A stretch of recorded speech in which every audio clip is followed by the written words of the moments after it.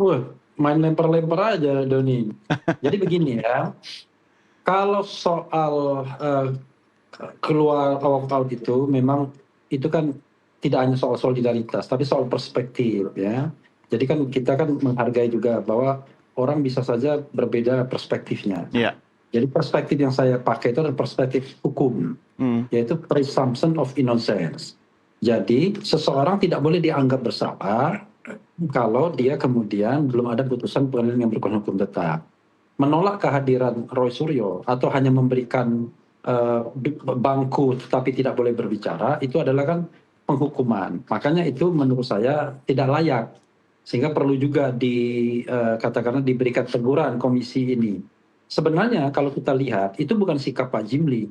Pak Jimli sendiri sangat welcome sesungguhnya dengan kehadiran Roy Suryo. Tapi ini sikap, mohon maaf nih, barangkali ya ada oknum-oknum atau segelintir orang di dalam komisi reformasi yang kemudian barangkali tidak siap untuk berdialog buka-bukaan. Tapi saya tidak menunjuk siapa karena ketika memasukkan nama Roy Suryo, kemudian Dr. Tifa dan Rismond, itu Pak Jimli bilang, ya kan terserah kamu siapapun kamu bisa masukkan. Ya sudah, saya masukkan 3 nama itu. Lalu tiba-tiba malamnya ada dinamika di antara mereka. Jadi menurut saya ada ketidaksiapan. Dan juga unfairness kalau kita mau jujur ya. Kenapa unfairness? Karena RRT dilarang ngomong, sementara yang hadir di dalam rapat itu adalah justru kantor hukumnya mewakili kepentingan Jokowi. Kan di situ kan ada Oto Hasibuan kan, kita tahu kan Yakub Hasibuan sekarang estafet. Barangkali begini. Sebentar, saya kan tidak memotong salah. Sebentar. Nah, kemudian ada juga memang otoritas-otoritas yang terkait. Nah, karena itu ya sudah, saya kira kita hormati saja sikap masing-masing. Toh agenda-agenda teman-teman kan juga tidak terhalang. Dan juga seperti yang dikatakan tadi, Dr. Tifa juga sudah memberikan bukunya Jokowi's White Paper kepada 11 orang anggota komisi plus sekjen. Kemudian dia juga menyampaikan satu surat yang sebenarnya dia mau bacakan sendiri, tapi karena tidak boleh dibacakan, maka kemudian hanya diberikan saja kepada 11 orang tersebut. Jadi menurut saya terus terang saja tidak ingin memperpanjang itu, karena bagi saya nothing. Kenapa? Karena kan yang tidak tahu di ruang publik kan komunikasi dengan anggota reformasi kan jalan juga tetap. Saya sama Pak Jimli jalan, kita datangin Pak Jimli setelah itu, sama Pak Mahfud jalan kita tetap. Jadi bahkan Pak Jimli memuji saya, ya itulah sikap kalau aktivis harus begitu. Saya bilang minta maaf ya karena tadi keluar, oh nggak apa-apa itu bagus. Tetapi komunikasi tetap jalan. Ya, ada panggung depan, ada panggung belakang ya? Iya, panggung depan dan panggung belakang tetap jalan. Saya kira nggak ada persoalan yang, jadi kita ini kan juga bukan orang yang anti dialog, anti komunikasi kan. Ya, silakan Bang Faisal, apa yang mau direspon tadi? Kalau gaya-gaya bahasa seperti ini menurut saya harus dihindari. Karena gaya seperti apa maksudnya? Tadi kan gini, saya kan Faisal ngomong banyak, saya kan nggak potong-potong, ya kan? Sekarang Coba misalnya saya tambahkan lagi ya. Karena itu menurut saya sekarang ke depan ya, udahlah kita nggak usah lagi mengungkit hal-hal seperti ini lagi, ya kan? Bagaimana kemudian kita mencari jalan keluar untuk menyelesaikan gantian Bang Faisal. Nanti saya berikan kesempatan setelah ini. Silakan Bang Rifli. Tadi panjang sekali. Nah, kita pertama ada 2 jalur. Ada jalur hukum dan ada jalur politik. Saya termasuk orang yang mengatakan harusnya dari awal DPR itu bekerja secara formal. Ini masalah ijazah, baik ijazah Jokowi maupun ijazah Gibran, itu kan tidak harus mendudukan orang sebagai pesakitan. Kalau seandainya DPR itu bekerja melakukan yang namanya inquiry, klarifikasi, kan gampang sekali, simple sekali. Tinggal kemudian DPR bekerja, meminta ijazahnya benar atau salah, kemudian diuji secara ilmiah akademik, kemudian case close. Tentu dengan integritas, dengan menghargai prinsip good governance dan clean government. Saya kan termasuk orang yang paling tidak suka melakukan pendekatan sebentar-sebentar dipidanakan, sebentar-sebentar dipidanakan. Nah, justru aneh. Termasuk juga penyelesaian masalah Gibran yang dimana nanti dulu Bang Rifli soal itu. Saya kasih dulu ke Roy Rismond dan Tifa, Bang Faisal dulu. berencana ke sana. Oke, silakan. Ya, Bang Faisal, silakan Anda boleh merespons. Saya kasih waktu yang sama. Ya, kalau sudah selesai saya merespon. Begini, jangan menganggap keluar dari ruangan itu kemudian itu masalah yang biasa. Kalau kita mau memperjuangkan keadilan, dasarnya itu prinsip-prinsip kejujuran itu kita harus bangun. Apa yang kita ucap dengan kenyataan yang kita buat itu sama, sehingga tidak menimbulkan perilaku hipokrasi. Saya harus luruskan di sini, datang saja, kemudian sudah dibuka pintu, dan itu bukan fokus masalah pada Tifa dan kawan-kawan, itu berarti harus ada sikap yang bijaksana. Dan saya kalau mau itu sebenarnya dibuka itu CCTV, supaya kelihatan jelas kan bagaimana dinamika di forum itu sangat bagus. Saya melihat, mohon maaf sekali, kawan-kawan Forum mana? Forum mana dinamika? Ya, audiensi maksudnya? Ya, forum audiensi itu. Oke. Kenapa bisa di pintu belakang tersangka dengan Pak Jimli ketemu, kemudian ruang itu juga dibuka di ruang terbuka, itu menjadi sesuatu yang ini tidak dewasa. Dan jangan terlalu fokus juga ke satu masalah yang seolah-olah masalah lain itu. Yang Anda maksudkan yang tidak dewasa ini adalah sikapnya, orangnya, atau apa nih Bang Faisal nih? Siapa? Anda boleh nunjuk.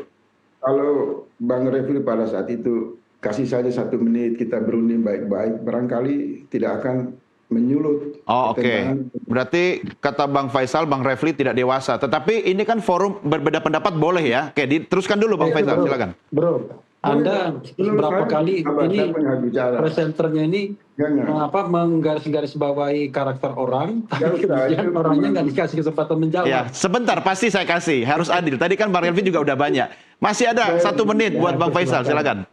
Saya begini aja, kan sudah ada penegasan menolak dialog.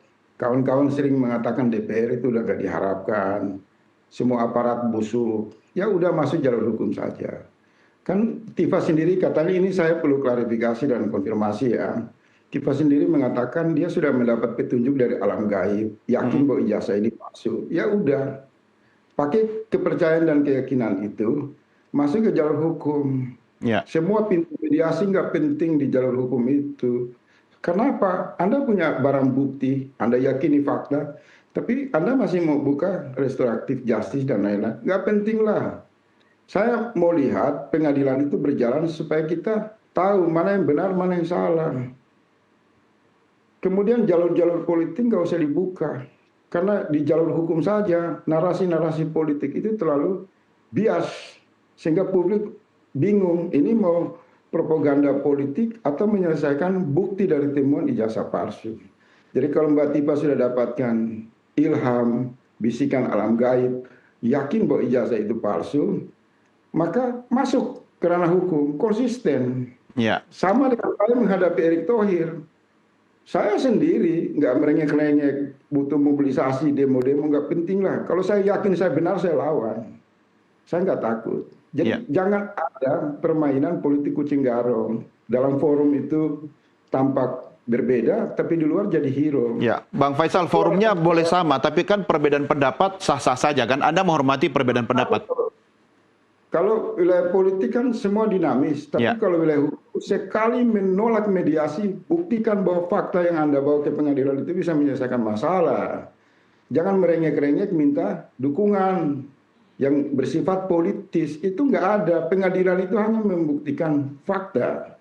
Apa yang terjadi di pengadilan KIP itu kan bagus. Semua menyaksikan. Pertentangan di sana fokus pada pembuktian. Nah kawan-kawan ini jangan sampai masih baperan soal kalah pilpres, punya afiliasi politik. Kemudian isu ini lebih banyak dagingnya 1 kilo, bumbunya itu 1 ton. Oke, ya baik. Baik, sekarang saya berikan ke Bang Refli, silakan Bang. Ya, tolong jangan dipotong ya. Ini ya, Adindaku Faisal ya, apapun yang Anda katakan it is your opinion ya. Tetapi kita punya pendapat-pendapat yang bisa saja sama, bisa saja berbeda. Saya tidak mengerti Anda bergerak, Anda berbicara, Anda bersikap atas kepentingan siapa saya nggak tahu. Itu it is not my business, ya kan? Karena itu menurut saya hargailah orang yang memiliki pendapat berbeda. Nah, kan Sebentar Bang Faisal, selesaikan dulu Bang Refli. Dapat objektif Anda setelah saya bicara. ketika Anda mengkritik saya diam aja. Tapi ketika saya kritik sedikit aja, Anda langsung bergerak. Gimana? Udahlah.